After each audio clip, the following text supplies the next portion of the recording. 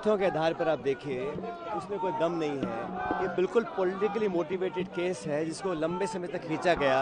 हम लोगों को न्यायपालिका में पूरा भरोसा है, we will fight it out legally.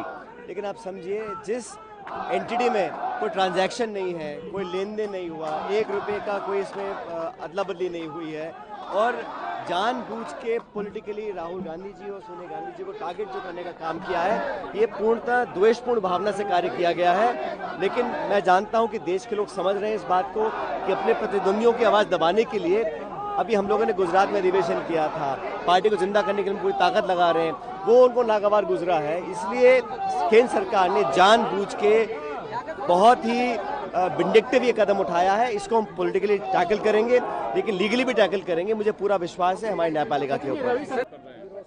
बिल्कुल हमारे लोग आक्रोशित हैं, जनता आक्रोशित है, कांग्रेस का कार्यकर्ता आक्रोशित है। एक 12 साल के फर्जी केस में आपको 365वें दिन याद आया चार्जशीट दायर करने के लिए। चार्जशीट में आपने मनी लॉन्ड्रिंग का केस लगाया है, उस केस में जहां पर एक पैसे का लेन देन नहीं हुआ, एक एसेट ट्रांसफर नहीं हुआ, उस केस में जहां पर यंग इंडियन एक नॉट फॉर प्रॉफिट कंपनी है जो कि सेक्शन 25 के अंतर्गत है, वो अपने किसी शेयर होल्डर को 1 नए पैसे का मुनाफा, सैलरी, डिविडेंड कुछ नहीं दे सकता है।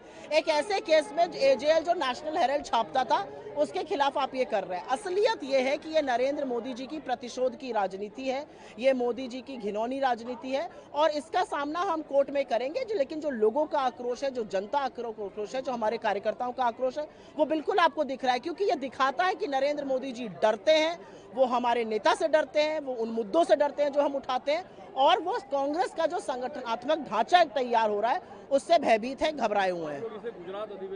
बिल्कुल, क्योंकि हमने उनके गढ़ में घुसकर उनको ललकारा है और असलियत यह है कि गुजरात का एक बहुत सक्सेसफुल अधिवेशन हुआ, नरेंद्र मोदी जी के चूल्हे हिले हुए, उनको पता है कि यहाँ पर दिक्कत होने वाली है।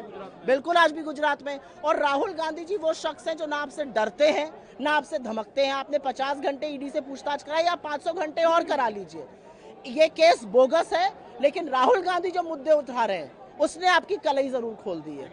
अदालत में लड़ाई जिस एजेंसी के जरिए पहुंचाई गई है उसकी जो पूरी मंशा है वो सिर्फ और सिर्फ विपक्ष को प्रताड़ित करने की है। इधर गुजरात में अधिवेशन होता है, राहुल गांधी जी मोडासा पहुंचते हैं और इधर चार्जशीट दाखिल की जाती है। आप क्रोनोलॉजी समझिए ना।